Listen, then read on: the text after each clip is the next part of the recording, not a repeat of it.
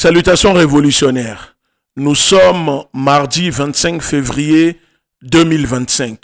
Bienvenue dans cette nouvelle émission. Oui, je sais déjà que je vais encore me faire insulter, dénigrer, diffamer par ceux qui ne veulent pas qu'on dise la vérité ou qu'on informe les Africains et les Maliens. Parce que oui, je vais encore parler du Mali parce que l'information vient d'être publiée et comme vous le savez, nous sommes là pour analyser, décrypter l'information qui concerne les pays africains, généralement, peu importe le drapeau, les dirigeants qui sont à la tête de ces pays.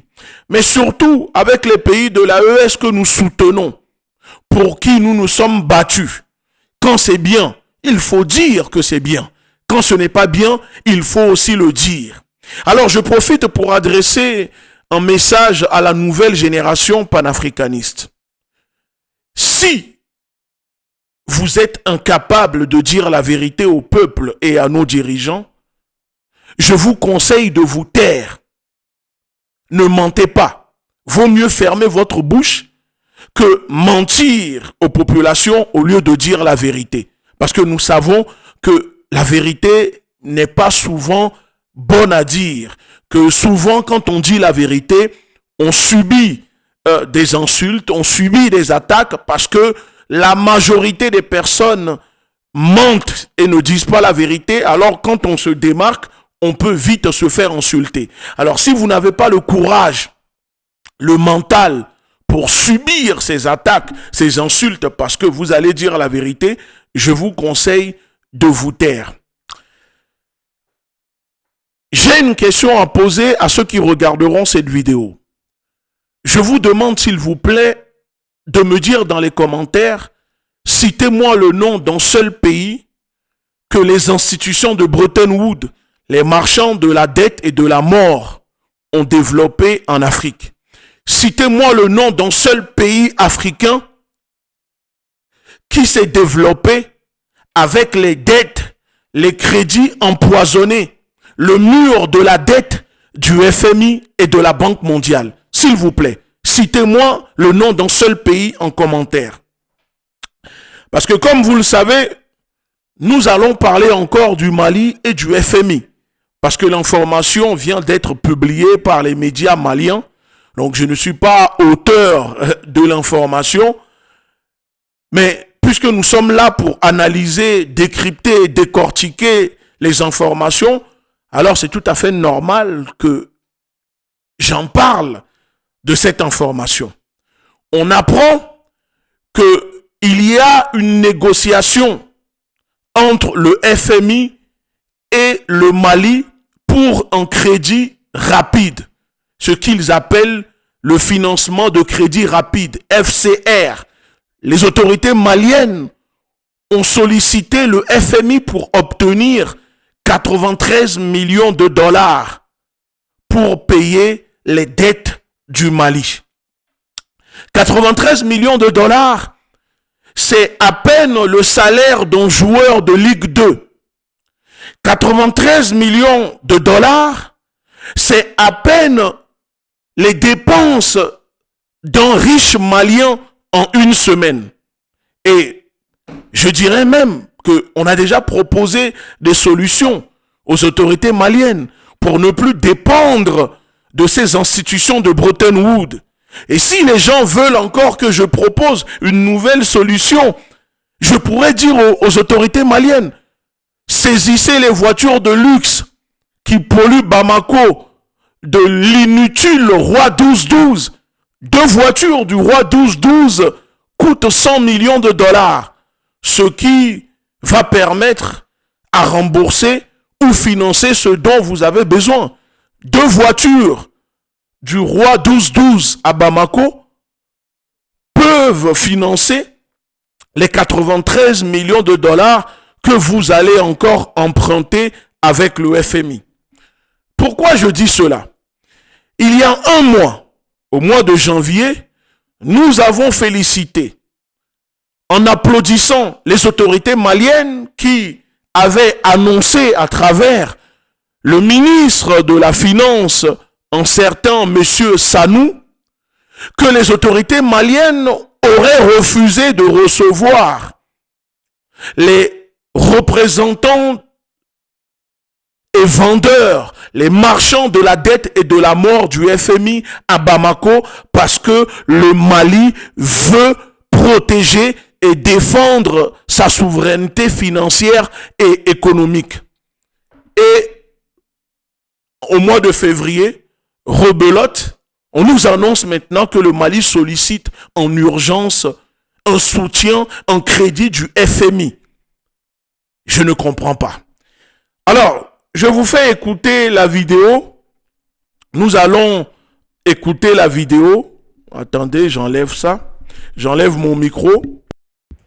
Pour vous faire écouter la vidéo. On écoute la vidéo.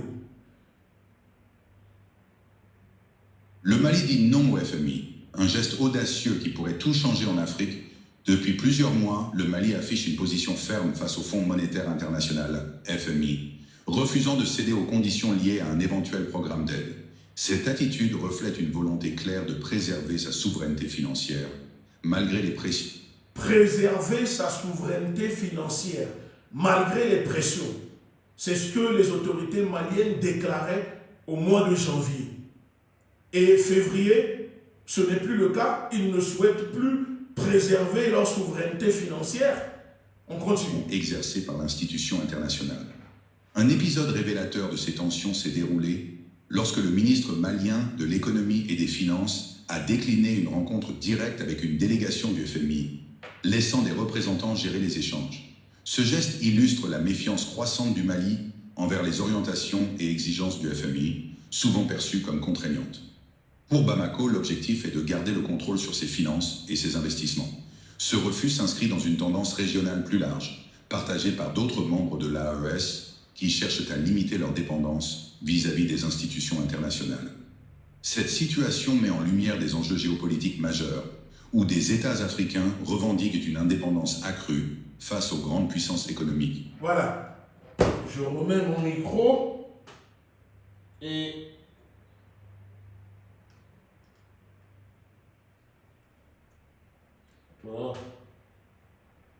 Voilà. Micro. Voilà, la vidéo est disponible sur YouTube. Vous pouvez taper le ministre malien de l'économie et des finances refuse de recevoir les représentants du FMI. Donc je viens de vous faire écouter. Alors la question que je pose, pourquoi aujourd'hui, le 25 février,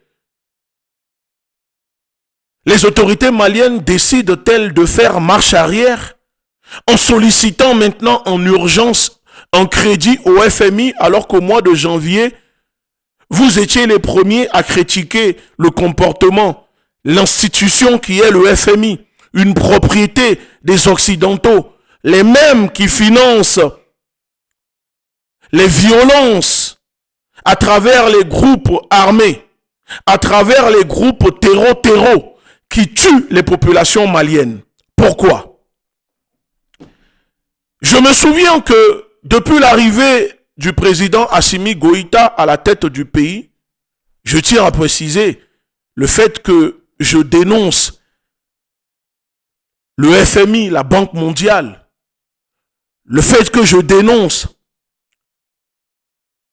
la dépendance du Mali au FMI, la Banque mondiale ne remet pas en cause le soutien que j'ai toujours apporté aux autorités maliennes.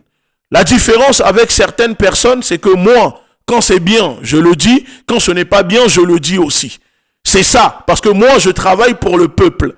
Je travaille pour le continent. Je ne travaille pas pour un parti politique. Je ne travaille pas pour un homme politique. Je ne travaille pas pour les politiciens, mais je travaille pour le peuple. Je suis anti-impérialiste. Je suis révolutionnaire. Depuis que le président Goïta est arrivé au pouvoir, on nous avait déjà annoncé plusieurs fois des crédits débloqués par le FMI et la Banque mondiale aux autorités maliennes. Je me souviens, et j'avais déjà fait une vidéo là-dessus, en disant que en 2 ans, les autorités militaires au Mali ont reçu plus d'1 milliard, presque 2 milliards de dollars de crédit de financement du FMI et de la Banque mondiale, sachant que le FMI ne prête pas des gros montants, que derrière, la Banque mondiale n'est jamais loin, c'est surtout la Banque mondiale qui débloque les gros montants.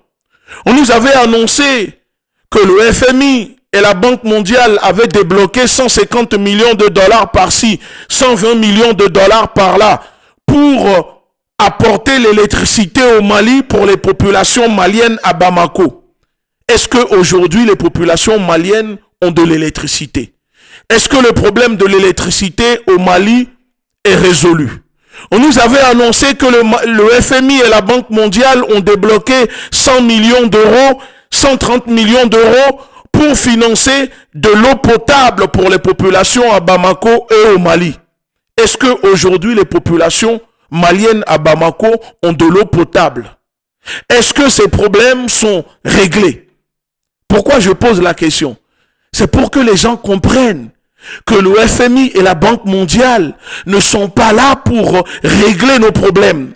Le FMI et la Banque mondiale ne sont pas là pour solutionner les problèmes qu'il y a dans nos pays. Au contraire, ce sont des institutions qui sont là pour empêcher le développement de nos pays. Le FMI et la Banque mondiale, les institutions de Bretton Woods sont créées pour empêcher le développement des pays du Sud. Ce que je dis est vérifiable. Oui, je sais que beaucoup vont insulter parce que vous avez des difficultés cognitives pour comprendre avant de réagir. C'est pour cette raison que je vous ai posé la question au début de la vidéo. Citez-moi le nom d'un pays africain développé grâce au financement du FMI et de la Banque mondiale. Alors, chers peuples d'Afrique, chers peuples du Mali, pourquoi le Mali a-t-il besoin de cette aide?